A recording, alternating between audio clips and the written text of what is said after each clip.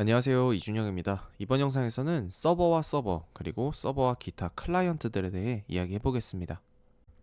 우리가 지난 영상부터 이야기하고 있는 건 서버와 클라이언트의 관계입니다. 일반적으로 사용자가 사용하는 웹브라우저가 클라이언트가 되고 웹서버가 서버가 됩니다. 지금 보고 있는 이 그림처럼 말이죠. 그런데 웹 개발을 하다 보면 이런 눈에 보이는 서버와 클라이언트 외에도 다양한 종류의 클라이언트와 서버 관계가 존재하는 걸 발견할 수 있습니다. 이번 시간에는 그런 다양한 종류의 서버와 클라이언트 관계에 대해 다뤄보려고 합니다. 먼저 지금 보고 있는 것처럼 구글에서 검색 서비스를 이용하려고 하는 경우 웹브라우저를 통해 구글 웹서버로 요청을 보내게 됩니다.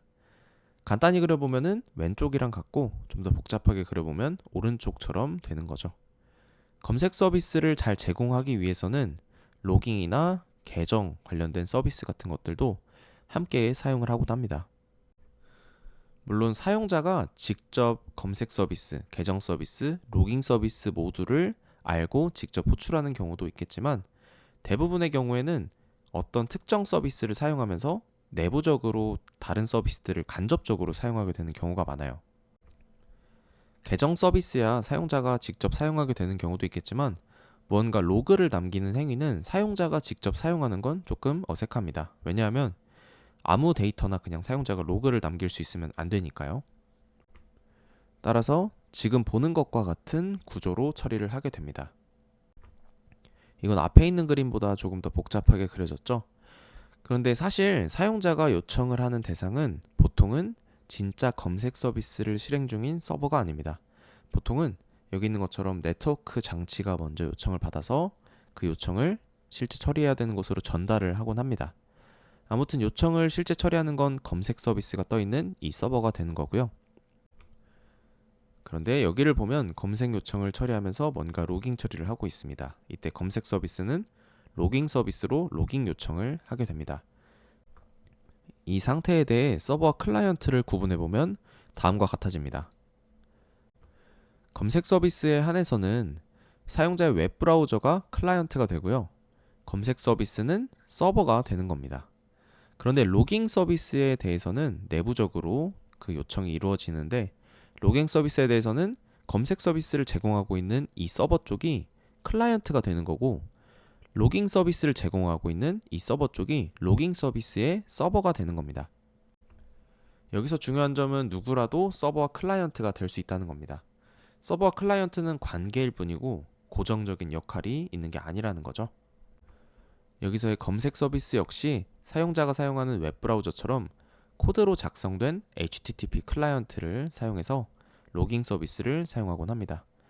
여기까지 서버와 서버 사이의 통신에서도 클라이언트와 서버 관계가 존재한다는 내용에 대해 이야기했고 다음으로는 다른 클라이언트들에 대해서도 이야기해 보겠습니다. 첫 번째로 소개할 기타 클라이언트는 바로 포스트맨입니다. 저도 개발하면서 많이 사용하는 툴인데요. 이 포스트맨은 제가 원하는 대로 HTTP 요청을 만들어서 테스트해 볼 수 있는 툴입니다. GUI를 제공해서 초보자도 손쉽게 사용할 수 있다는 특징이 있습니다. 길게 설명할 필요 없이 바로 설치해서 어떻게 사용하는 건지 보여드리겠습니다. 자, 이렇게 구글로 와서 포스트맨이라고 검색을 해보시면요.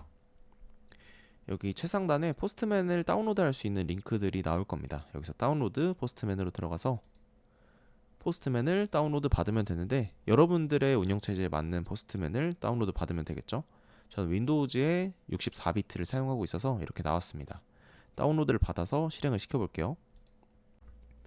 자, 포스트맨을 설치했으면 이런 창이 나올 겁니다. 혹시 이런 창 전에 구글 계정으로 로그인을 하라든지 이런 로그인 창이 나오면 로그인을 하셔도 되고요.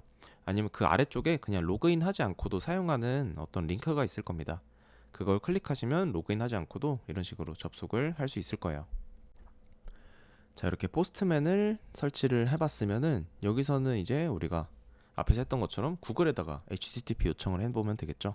그래서 google.com에다가 요청을 해보면 네, 이런 식으로 아래쪽에 이 구글에 요청했을 때의 그 메인 페이지에 HTML 코드가 나와 있는 걸 볼 수 있습니다. 포스트맨은 이 강의 그리고 이 도서가 진행되면서 계속 사용할 겁니다. 그래서 사용 방법에 대해서는 점점 익숙해질 거라고 생각합니다. 어쨌든 지금 우리가 설명하고 있는 거에 포커스를 맞춰서 웹브라우저처럼 HTTP 요청을 해보고 그 응답을 받아볼 수 있는 기타 클라이언트 중에 하나인 겁니다. 다음으로는 CURL이라는 툴에 대해서도 간단히 보여드릴게요. 포스트맨이 GUI를 통해서 쉽게 사용할 수 있는 툴이었다면 이 CURL은 GUI가 아니라 명령어를 입력해서 사용해야 하는 HTTP 클라이언트입니다. 물론 엄밀히 말하면 HTTP 말고도 다른 프로토콜들도 사용할 수 있어요. 근데 저는 주로 HTTP 요청을 보낼 때 사용을 하고 있습니다. 이번에는 이 CURL을 사용해서 HTTP 요청을 보내는 걸 보여드리겠습니다. 자, 이렇게 명령 프롬프트를 띄워주면 되는데요. 시작에서 cmd라고 검색을 하시면 이렇게 명령 프롬프트를 열 수가 있습니다. 이렇게 명령 프롬프트를 연 상태에서 CURL로 구글에 동일하게 요청을 해볼게요. 그냥 간단하게 CURL 띄고 www.google.com 이라고 입력을 하면 됩니다.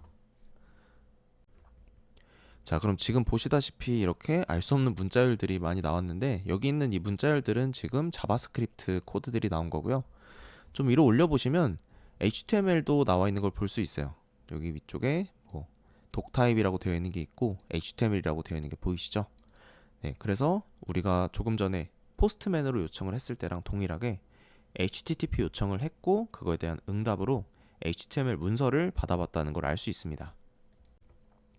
이 CURL은 우리가 이 도서 그리고 이 강의에서 주력으로 사용할 건 아니긴 하지만 개발하다 보면 CURL도 활용할 만한 상황이 많이 있거든요. 특히 이런 식으로 명령어를 통해서 요청을 보내는 게 유용한 상황은 우리가 어떤 애플리케이션을 만들고 있는데 뭔가 외부에서 이 CURL을 가지고 요청을 해서 그 결과를 받아서 사용하고 싶은 경우가 있어요. 주로 스크립트 같은 걸로 자동화를 할 때 이 CURL을 많이 활용을 합니다. 그래서 나중에는 여러분들이 백엔드 개발자로 일하게 됐을 때 익숙하게 사용할 수 있도록 자주 사용을 해보시기 바랍니다. 여기까지 4장 후반에 있는 서버와 서버 그리고 기타 클라이언트들에 대해 간단히 알아봤습니다. 다음 영상에서는 4장 후반에 있는 기술 면접 팁에 대해 이야기해 볼게요. 그럼 다음 영상에서 뵙겠습니다. 감사합니다.